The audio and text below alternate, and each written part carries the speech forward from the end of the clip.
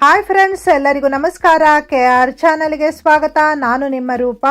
ಇವತ್ತಿನ ನಮ್ಮ KR ಚಾನಲ್ನಲ್ಲಿ ಹೊಸ ರೀತಿಯಲ್ಲಿ ತಂಬುಳಿ ಮಾಡುವ ವಿಧಾನ ಹೇಳಿಕೊಡ್ತಾ ಇದ್ದೇನೆ. ಆರೋಗ್ಯಕ್ಕಂತೂ ತುಂಬಾ ಒಳ್ಳೆಯದು ಈ ತಂಬುಳಿ. ಹಾಗಾದರೆ ಬನ್ನಿ, ತಂಬುಳಿ ಮಾಡಲು ಬೇಕಾಗುವ ಪದಾರ್ಥಗಳು, ಮಾಡುವ ವಿಧಾನ ನೋಡೋಣ. ನನ್ನ ಚಾನಲ್ನ ಫಸ್ಟ್ ಟೈಮ್ ನೋಡ್ತಿದ್ದಲ್ಲಿ ಸಬ್ಸ್ಕ್ರೈಬ್ ಆಗಿ, ಪಕ್ಕದಲ್ಲೇ ಇರುವ ಬೆಲ್ ಐಕಾನ್ ಆನ್ ಮಾಡಿ. ನಾನಿಲ್ಲಿ ತಂಬುಳಿ ಮಾಡೋಕ್ಕೆ ಬಾಣಲಿ ಬಿಸಿಗಿಟ್ಟಿದ್ದೀನಿ. ಬಾಣಲಿಗೆ 1 ಸ್ಪೂನಿನಷ್ಟು ಎಣ್ಣೆ ಹಾಕಿದ್ದೇನೆ. ಆದಷ್ಟು ಸ್ಟೌವ್ನ ಲೋ ಫ್ಲೇಮಲ್ಲಿ ಇಟ್ಟು ಇದಕ್ಕೆ 1 ಸ್ಪೂನಿನಷ್ಟು ಜೀರಿಗೆ ಸೇರಿಸ್ತಾ ಇದ್ದೀನಿ. ಇದಕ್ಕೆ 1/4 ಕಪ್ಪಿನಷ್ಟು ಕರಿಬೇವು ಸೇರಿಸ್ತಾ ಇದ್ದೀನಿ. ಹಾಗೆ ಅರ್ಧ ಕಪ್ಪಿನಷ್ಟು ಮೆಂತ್ಯ ಸೊಪ್ಪನ್ನು ಸೇರಿಸ್ತಾ ಇದ್ದೀನಿ. ಈ ಎಲ್ಲ ಪದಾರ್ಥಗಳನ್ನು ಚೆನ್ನಾಗಿ ಫ್ರೈ ಮಾಡಬೇಕು. ಸೊಪ್ಪು ಕ್ಲೀನಾಗಿ ತೊಳೆದು ಇಟ್ಕೊಳ್ಬೇಕು. ಸೊಪ್ಪು ಕಟ್ ಮಾಡುವ ಅವಶ್ಯಕತೆ ಇಲ್ಲ. ಮಧ್ಯದಲ್ಲಿ 2 ಹಸಿಮೆಣಸು ಸೇರಿಸಿ ಇದನ್ನು ಚೆನ್ನಾಗಿ ಫ್ರೈ ಮಾಡಬೇಕು. ತಂಬುಳಿ ಹೆಚ್ಚು ಖಾರ ಇದ್ದರೆ ಚೆನ್ನಾಗಿರಲ್ಲ, ಅದಕ್ಕೆ ನಾನಿಲ್ಲಿ 2 ಹಸಿಮೆಣಸು ಹಾಕಿದ್ದೇನೆ. ನಿಮಗೆ ಖಾರ ಸ್ವಲ್ಪ ಜಾಸ್ತಿ ಬೇಕಾದರೆ ಇನ್ನೊಂದು ಹಸಿಮೆಣಸನ್ನು ಸೇರಿಸಬಹುದು.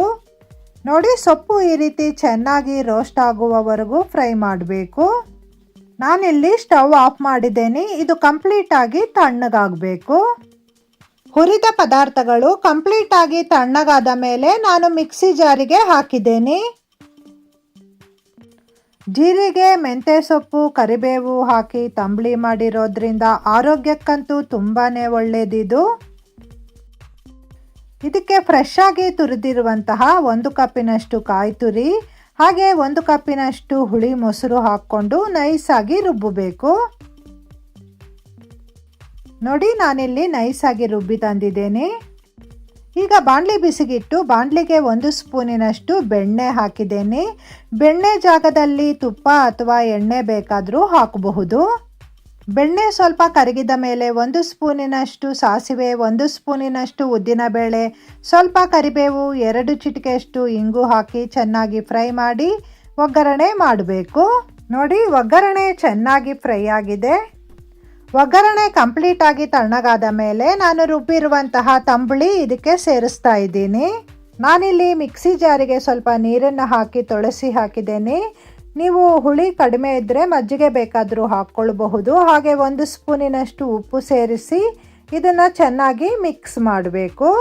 ಉಡುಪಿ ಕಡೆ ಊಟಕ್ಕೆ ಹೆಚ್ಚಾಗಿ ತಂಬುಳಿನ ಪ್ರಿಪೇರ್ ಮಾಡ್ತಾರೆ. ಈ ರೀತಿ ಹೊಸ ರೀತಿಯ ತಂಬುಳಿನ ಪ್ರಿಪೇರ್ ಮಾಡಿ ನೋಡಿ, ಸಖತ್ ರುಚಿಯಾಗಿರುತ್ತೆ. ತುಂಬ ಈಸಿಯಾಗಿ ಮಾಡಬಹುದು. ಆರೋಗ್ಯಕ್ಕಂತೂ ತುಂಬಾ ಒಳ್ಳೆಯದು. ಹಾಗಾದರೆ ಇನ್ನೇಕೆ ತಡ ಮಾಡ್ತೀರಾ? ನೀವು ಟ್ರೈ ಮಾಡಿ ನೋಡಿ, ಹೇಗಾಗಿದೆ ಅಂತ ನನಗೆ ಕಮೆಂಟ್ ಮೂಲಕ ತಿಳಿಸಿ. ವಿಡಿಯೋ ಇಷ್ಟವಾದರೆ ಲೈಕ್ ಮಾಡಿ ಮತ್ತು ಶೇರ್ ಮಾಡಿ.